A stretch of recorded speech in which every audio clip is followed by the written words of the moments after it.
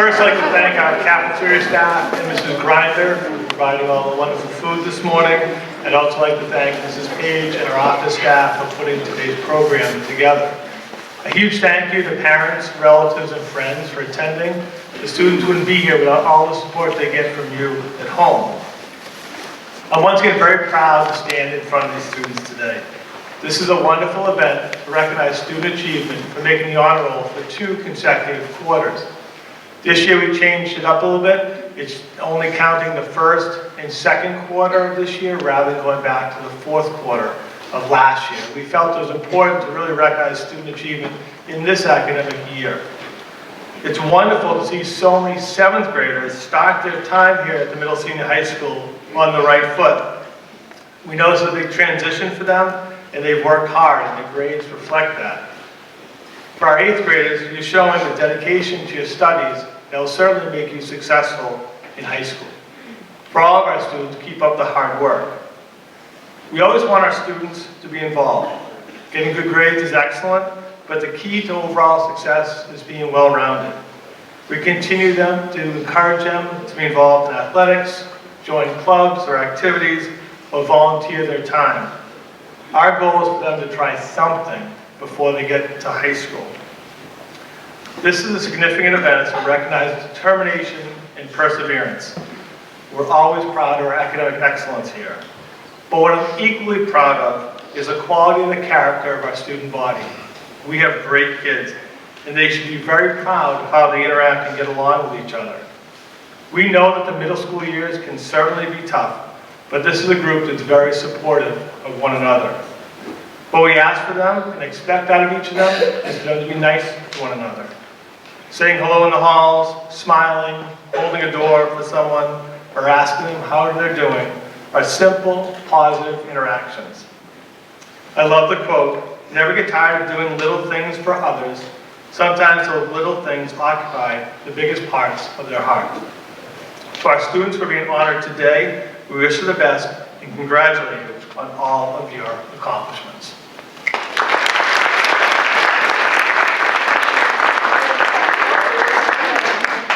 For our honors breakfast programs, we'd like to bring back former West Bridgewater graduates.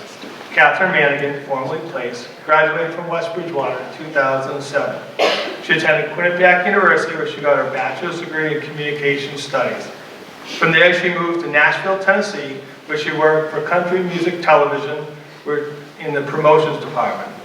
After about 2 years in Tennessee, she knew something was missing, so she returned to Massachusetts and took a teaching job at the summer program, Project Contemporary Competitiveness, PCC. It was here she realized her true passion was teaching. She received her initial license in teaching biology and chemistry from Bridgewater State University and never looked back. Catherine's been teaching science at Southeastern Voc Tech for the past 5+ years. At Southeastern, she is a head track and field coach and enjoys assisting in many other theater productions and extracurricular activities. She loves being a hawk, but at heart, she'll always be a wildcat. It's my pleasure to introduce today's guest speaker, Catherine Manigan.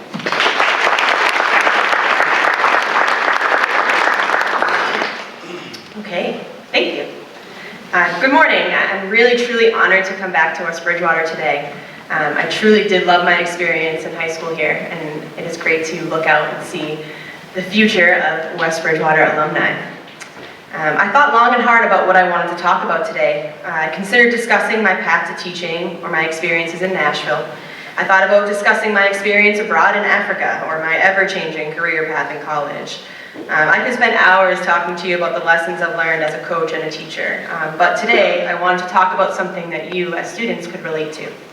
And so in order to do that, I have to go back in time. So today I'm not going to talk about Catherine Manigan. Today I'm going to tell you a little bit about Kay Place. That was me, in case you were wondering. I grew up in a very athletic family. My mom was a D1 athlete at URI for gymnastics and cheer. My father played football at Brown, and my brother ended up playing basketball at Bates College. As I grew up playing the classic sports, all young kids play, nothing really stuck. It wasn't until freshman year of high school that I picked up a field hockey stick, and something felt natural. I started on varsity as a sophomore here at West Bridgewater, and we were really good. I was on top of the world, and all I could think was, finally. After about a month, a random foot injury caused me to miss the second half of the season. I was disappointed, but being only a sophomore, I shrugged it off and decided I would come back next year better and stronger than ever. I worked out the entire summer leading up to my junior year. I lifted weights, I ran, I practiced all my stick drills, and I came back with the goal to make a good enough impression that colleges would start to scout me. I averaged 2 goals a game, and for the first month, I felt invincible. Nothing could stop me. So when I felt a tweak of knee pain one day at practice, I ignored it. And when the pain got greater, I continued to fight through it. I did everything in my power to hide it. I would walk extra slow around my house to hide the limp from my parents. I would tell my coach it was shin splints so that she wouldn't sit me out. But it got really bad, and eventually I couldn't hide it anymore. As I got out of my mom's car to go to theater practice one night, I heard Catherine Shirley, middle name, not good. At this point, I was literally dragging my foot behind me, and my mom said, that's not shin splints. So my mom, being a smart lady, she told me that we had to go to the hospital, and so off we went to Children's Hospital, where we took a whole bunch of x-rays. I still remember the office and exactly what the doctor looked like when he gave us the news. Turns out my hips face at a slightly different angle than the normal female. So when you run hunched over in field hockey, my hip bone and my pelvic bone actually hit together. So my foot and my knee pain were a trickle-down system from that. The doctor said if I don't stop playing field hockey, that I would need a hip replacement by the time I'm 30. He then proceeded to list the sports I could never play. When I asked him what I could do, he said, well, you can always run. Didn't seem like a great alternative. I didn't handle the news well. I cried a lot, and I threw myself a pity party every morning. I'm sure my parents loved it. I complained to anyone who would listen, and of course claimed that no one could understand. Direct quote from me in high school, field hockey is my thing, it's what I'm good at. I think about it now and laugh because that could not have been farther from the truth. But I put so much pressure on that one thing, and I convinced myself it was my life. But here's the moral of the story. One thing cannot be your life. And truthfully, most likely isn't. The adults in my life did everything in their power to boost my overall morale. My parents tried to put a smile on every day for me as I moped around, and for a solid 2 months they would tell me how it was going to be okay. My favorite science teacher and coach asked me one day, as I was wrapping up pity party number 25, "What's next, Kay Place?" At that time, that question annoyed me. I was like, is he even listening to me? A feeling I'm sure many of you have had. But eventually, something clicked. Because not long after that, I threw myself into theater arts. I was the lead in the spring musical my junior and senior year, and I continued to take theater classes at night. While my friends were at field hockey camp, this summer going into my senior year, I wrote my first one act, which I presented to Ms. Bragna, who allowed me to direct it for Drama Fest that year. I ran for state student representative for the student council and won, and spent the first Wednesday of every month in Boston with 50 other students from Massachusetts discussing ways we can improve our schools. I challenged myself my senior year and took 2 AP classes, AP Chem and AP Literature. I woke up at 5:30 many mornings to get extra help from Mr. McMurray before school and spent months writing my 20-page research paper for Ms. Mishley. But thanks to those AP courses, I was more than prepared for my first year of college. Eventually, I put on my running sneakers and began to run, because as my doctor said, I can always run. I see myself a lot in my students now. I see me in the girl who comes to my room every week because she has an 88 and tells me I can't have a B. I see me in the senior hurdler whose 2 best friends beat him by 1 second in every race, and no matter how much he practices, he cannot match their speed. I see me in the theater student who always gets the supporting role instead of the lead because her voice just isn't strong enough. I know how they feel because I have felt it. I see the disappointment in their eyes after each test, practice, and audition, and I hear my mom's voice as I say, but there's so much more to you than this one class, sport, or play. I see the eye roll and the shake of the head, and I know they don't get it yet. But here's the thing. The girl with the 88 has more friends than any freshman I have ever known. The hurdler, he can speak 3 languages and counting. The theater student has straight A's and got a perfect score on her math MCAS last year. They too are more than just one thing. High school and middle school students, especially honor students, want to be perfect, but that just isn't realistic. So, how do we fix this? Trust me, as a teacher, it's a question I still wonder. How do I get you to understand that you can be more than just one thing? If I had the answers, I'd probably be a guest speaker on Ellen DeGeneres by now. But it's not that simple. I look back at that moment in my life and I think I was a crazy person telling my parents that field hockey was my life and the only thing I was good at. It sounds selfish now, but back then it really felt true and I really believed it. So how can I help you see the bigger picture? It won't be easy, and I'm sure there will be many moments of frustration and maybe some tears. That one moment of failure brought me a sense of clarity you can't teach. Unfortunately, you can only learn through the experience. So I leave you with this. It's okay to fail and it's okay to get upset. You can be angry at the world and tell the adults in your life they will never understand. But remember, your life is not just one thing, or rather it doesn't have to be. So get involved, step outside of your comfort zone and realize that you don't have to be your parents or your siblings or your friends. You will fail, but tough situations will build strong people. The next time you find yourself faced with a tough situation, I want you to ask yourself, what's next? Thank you so much.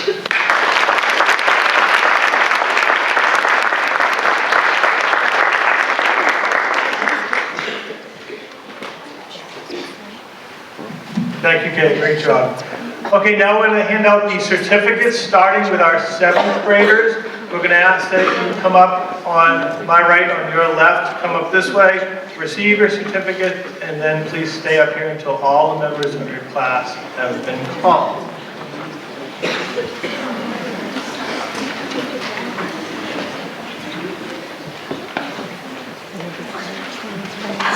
Lauren Berry.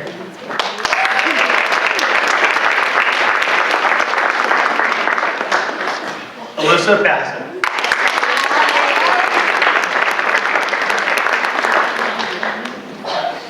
Christian Bates.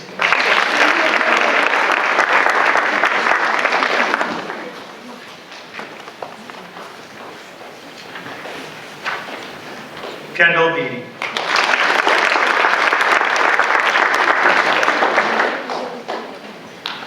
Kiara Brock.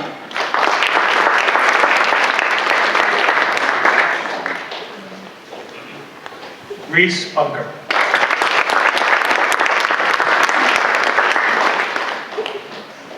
Derek Cashman.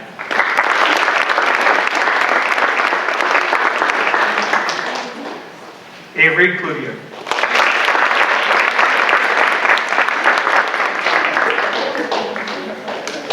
Brandon Colombo.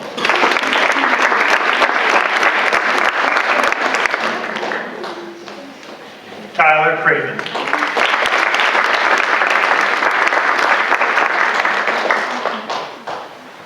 Anna Dangolia.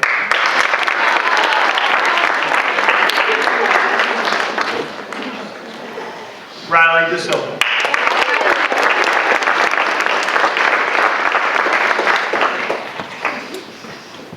Luke Destria.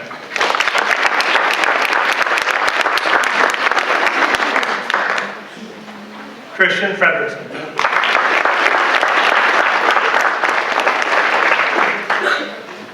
Derek Frederickson.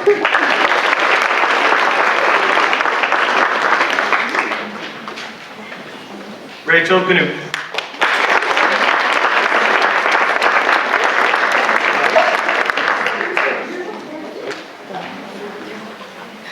Caden Skill.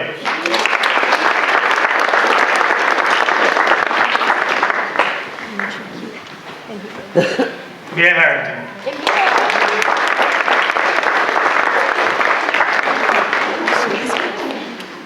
Maya Gibbon.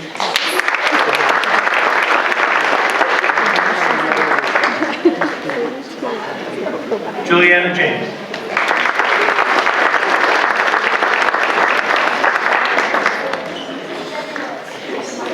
Lining up on stage is always the most awkward part of it. Adeline Jenkinson.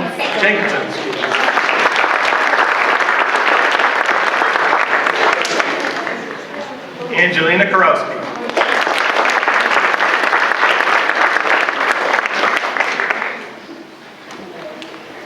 James LaGrease.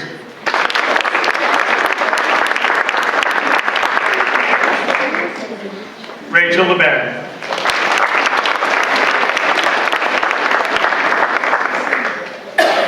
Lamar Lee.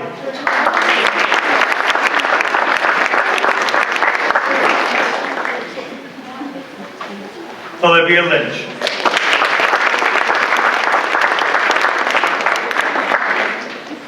Hayden Mayer.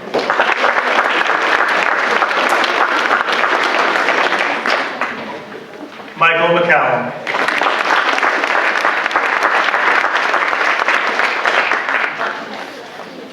Ava Milram.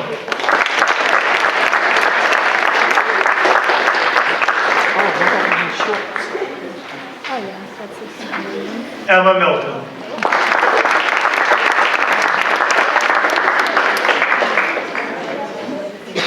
James Mitchison.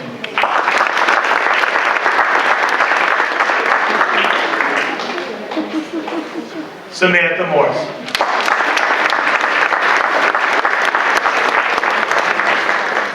Benjamin Nealon.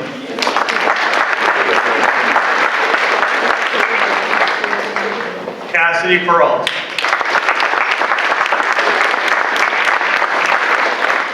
Brooke Robichaud.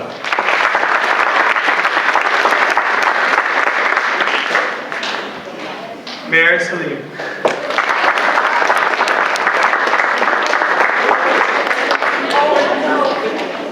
Noah Sheway.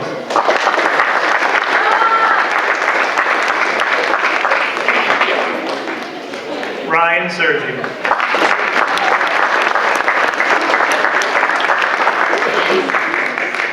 Catherine Spadia.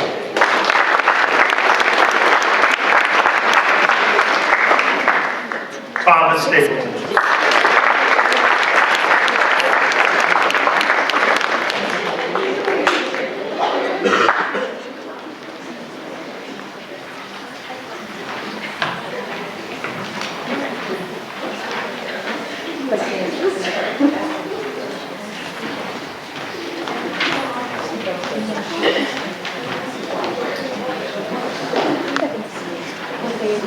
Now, a couple things. In the spring, we go backwards, so if you're that first part of the alphabet, you'll be last, so that the awkwardness of standing up there will be limited. And if I mispronounce a name, see me today at some point and correct me, because that's my goal, is to get them all right by the next time. Not by the senior, by the next time. Congratulations to all of our 7th grade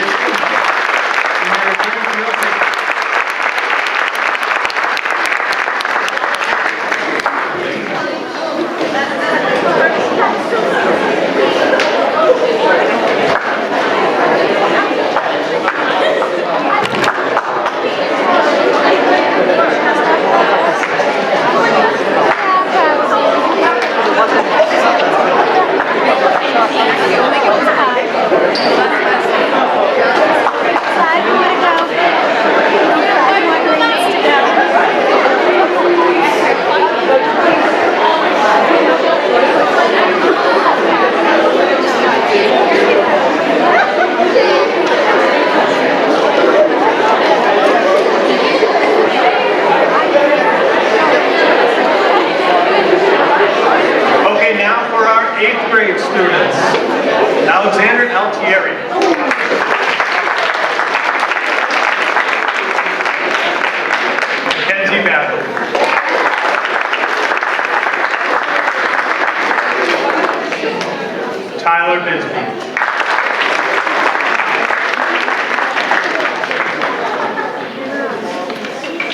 Brandon Bouvier.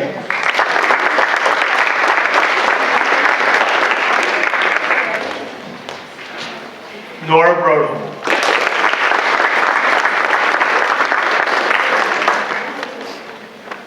Hope Crompton.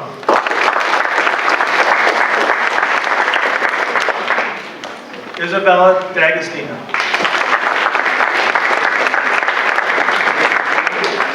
William DeLuca III.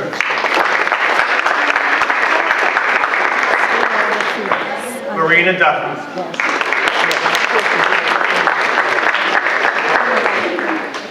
Madison Ellis.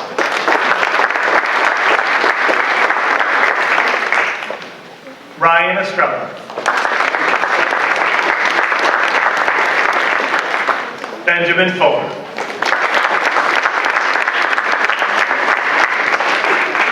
Brendan Gallagher.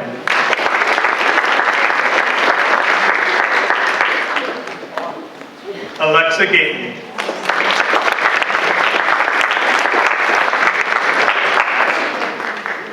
William Hall.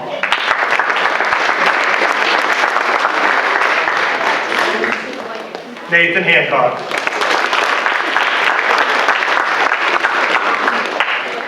Kurt Heath.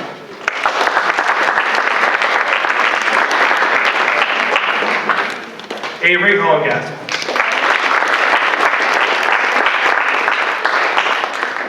Julia Holland.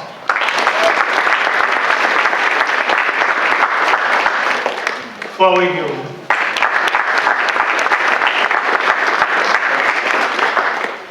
Amanda Jakes.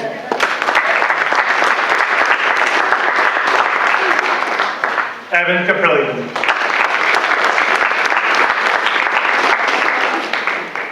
Sarah Kieran.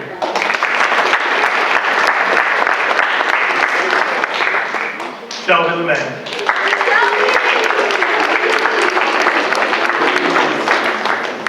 Emma Lavoie.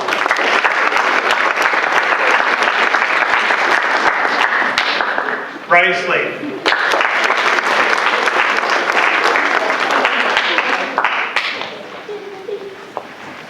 Alexis Fabino.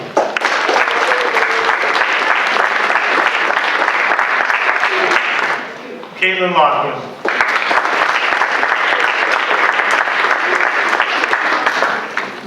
Ryan McGrath.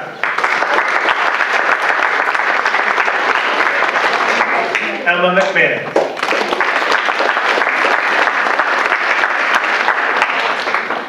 Stephen Nardelli.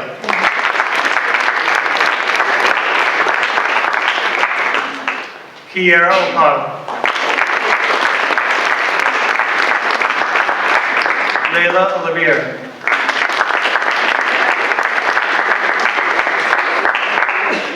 Shay O'Neill.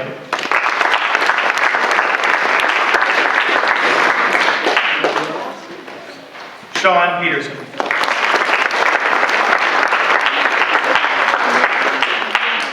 Ava Polanski.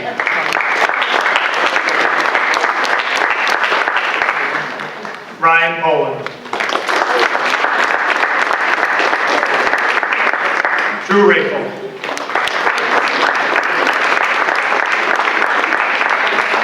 Kyan Santiago Collins.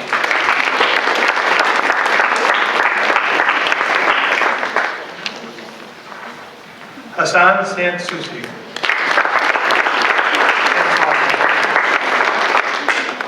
Hannah Smith.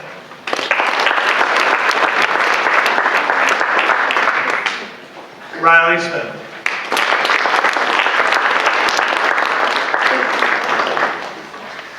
Anthony Souza. Jack Spence.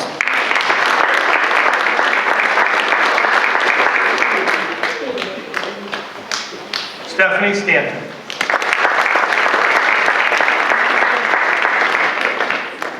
Eva Sullivan.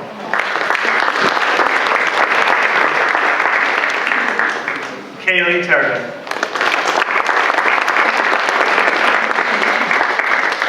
Caroline Lewis.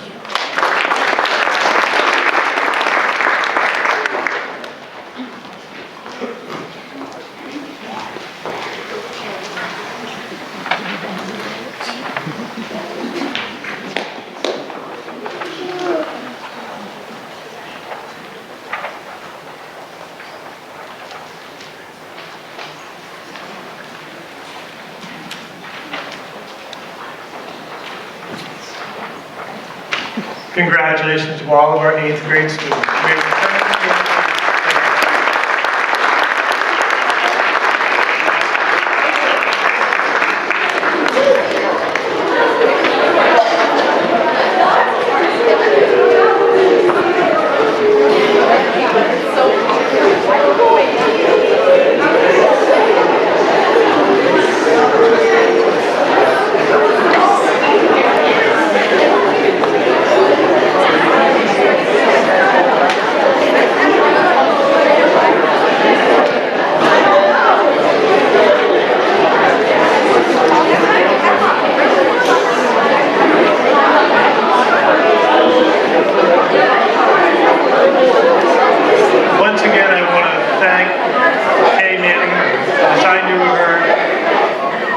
Place when she was a student here. I was fortunate enough to know her.